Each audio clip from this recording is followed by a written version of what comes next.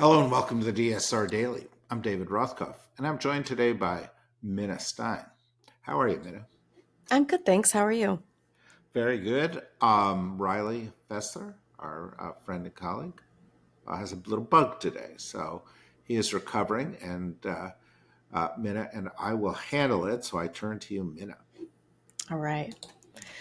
Former President Joe Biden has been diagnosed with an aggressive, advanced form of prostate cancer that has spread to his bones, though it appears to be hormone sensitive and manageable, according to a spokesperson.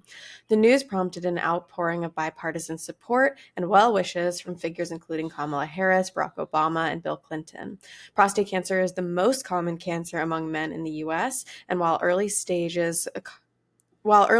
cases have high survival rates, advanced metastatic forms like Biden's carry a much grimmer prognosis.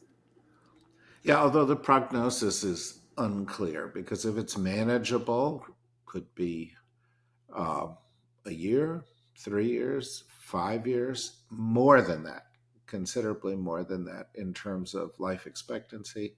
Obviously, thoughts and prayers, and he will get the best treatment possible. And based on my view of the internet last night, this is the kind of story where I certainly wish that I had no access to social media because the number of people who decided to respond to this very human story with politicization in the first minutes, from Donald Trump Jr. to a whole range of other people on both sides of the aisle to suit their purposes, was gross. Uh, we hope that they get the best treatment they can, and that he is the best quality of life for as long as he possibly can. And that, indeed, that's a long, long time. You know? A major Trump-backed tax cut bill advanced out of a House committee after Republican hardliners dropped their opposition in a narrow Sunday vote, despite internal GOP disputes over Medicaid cuts and green energy tax repeals. The bill, which would extend the 2017 tax cuts and add up to $5 trillion to the national debt, prompted warnings from credit agencies and economists, with Moody's downgrading the U.S. credit rating over unsustainable debt levels. While Republicans argue the bill will spur economic growth, critics warn it risks recession and will likely hurt low-income Americans by slashing Medicaid and increasing fiscal instability. Yeah, it won't likely hurt low income Americans. It'll definitely hurt low income Americans. It'll also hit middle income Americans. It'll also hit wealthier Americans who don't realize that the guy that they backed is doing such damage to them. This is a terrible bill. If the United States were really and truly a democracy, this bill would not be even under consideration.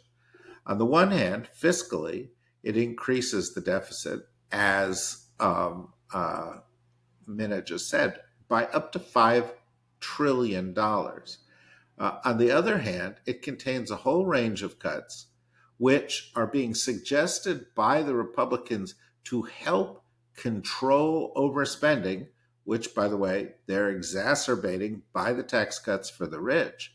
And that's where this bill will definitely hurt the lives of tens of millions of people.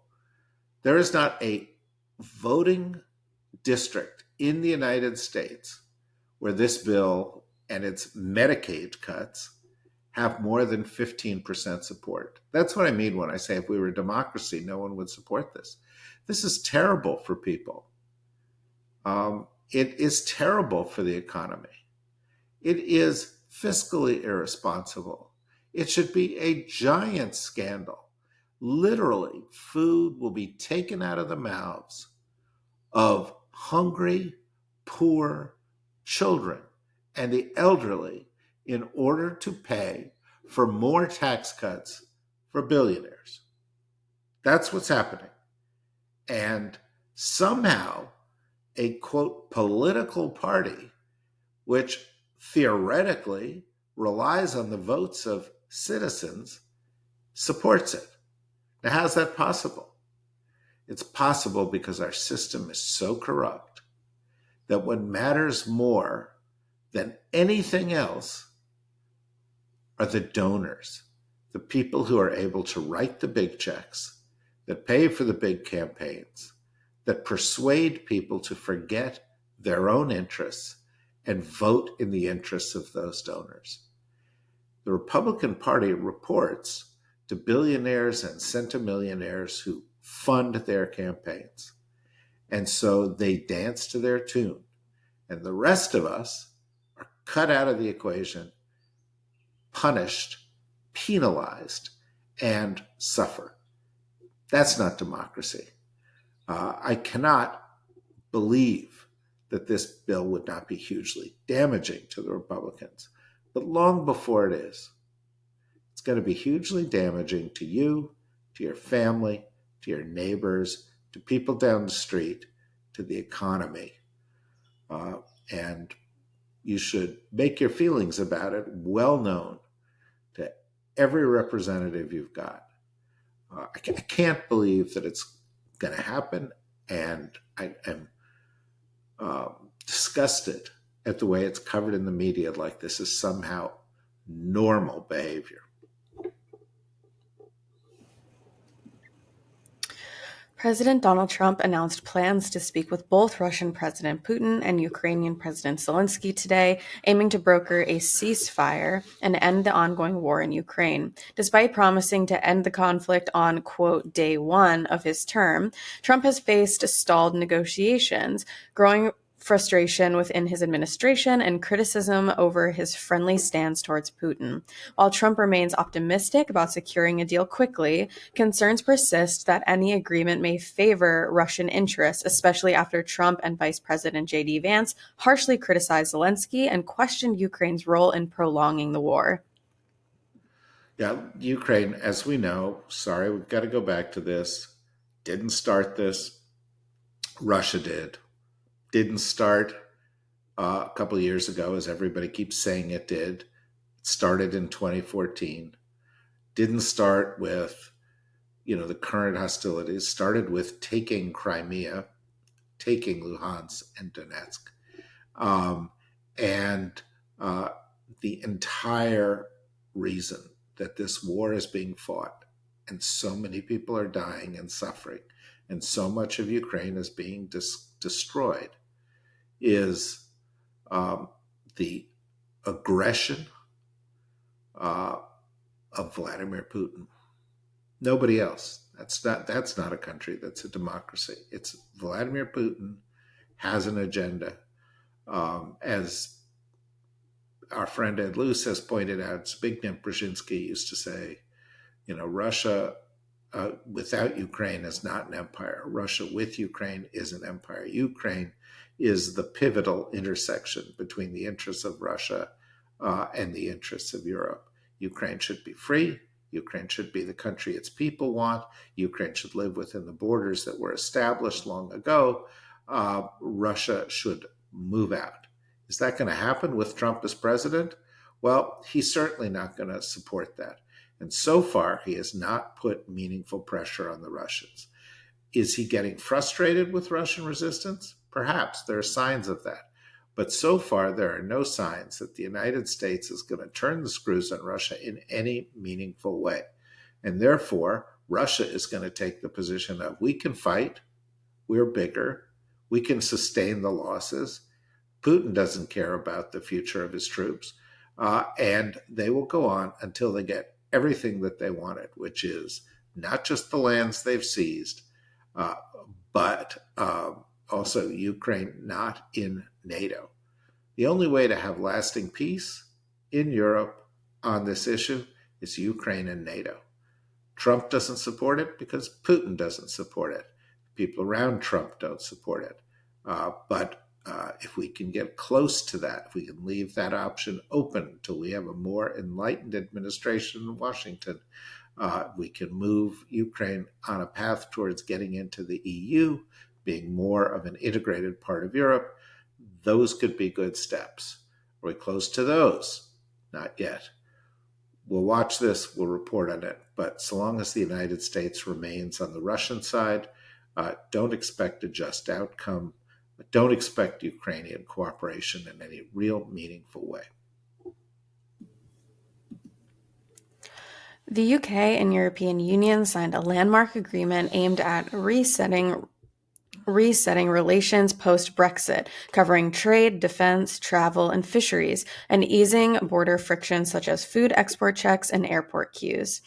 Key highlights include reducing red tape for British goods, extending EU fishing rights in UK waters until 2038, and a new defense partnership allowing UK participation in a €150 billion EU defense fund. While hailed as historic by leaders on both sides, the deal has sparked backlash from Brexit hardliners who argue it compromises British sovereignty and edges the UK back towards EU influence. I mean, this is idiocy. It's true idiocy in the sense that the UK was part of the EU. The UK had the benefits of EU membership. And the UK, in a moment of stupidity, voted itself out of the EU via Brexit. And now, years later, recognizing the damage that's being done, it's coming back and hailing partway agreements as if they were something more substantial. Yeah, it's good for the EU to be more integrated into, I mean, it's good for UK to be more integrated into the EU. But we knew that. We knew that. And it does bring up this big question with Brexit, with Trump, with this budget bill in the United States. Why do democracies make stupid decisions? And the answer is when the people stop caring enough and when people with power to manipulate the democracies take disproportionate control. Minute. Vice President J.D. Vance and Secretary of State Marco Rubio met with Pope Leo as part of a Trump administration effort to reset relations with the Vatican by focusing on shared goals like global peace, especially in Ukraine, while downplaying stark differences on immigration. Pope Leo, seen as more moderate than his predecessor Francis, but still deeply committed to social justice and migrant dignity, is expected to contrast with Trump's nationalist stance, though he has yet to directly criticize the administration. While U.S. officials acknowledge irreconcilable differences on migration policy, they view Leo's emphasis on peacemaking as a potential bridge for cooperation on key global conflicts. Yeah, right. Very sincere set of meetings. Obviously, these people care deeply about U.S. Vatican relations. Oh, yeah, that's right. They're really not that important. So what were they doing?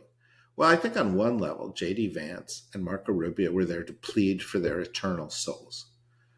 They're both Catholic, and I think they both realize that they're in trouble because this Pope disagrees with a lot of what they're doing. But I don't think they care that much about their eternal souls, or they would not have lived the lives that they lead.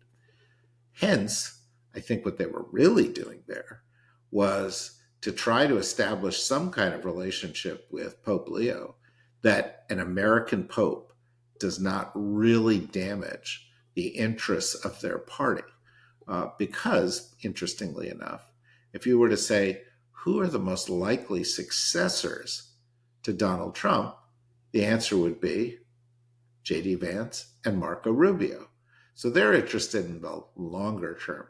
And if Pope Leo starts sending messages, as he is likely to, as he has done in the past, saying U.S. immigration policies are bad, U.S. maltreatment of immigrants, bad, U.S.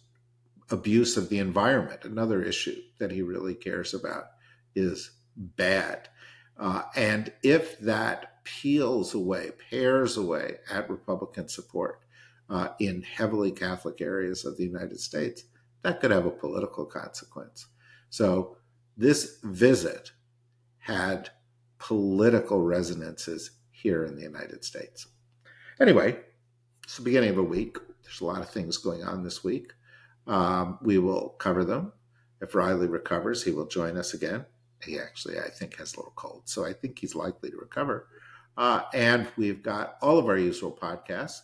And we encourage you to listen to them. And if you like them, go to the dsrnetwork.com, click on membership, become a member. It's super inexpensive, and it's a great way to support all that we are doing with all of our podcasts, of which there are many, many each and every week, as you know. So join us for that, and we'll be back tomorrow. Until then, thanks, Minna. Bye-bye.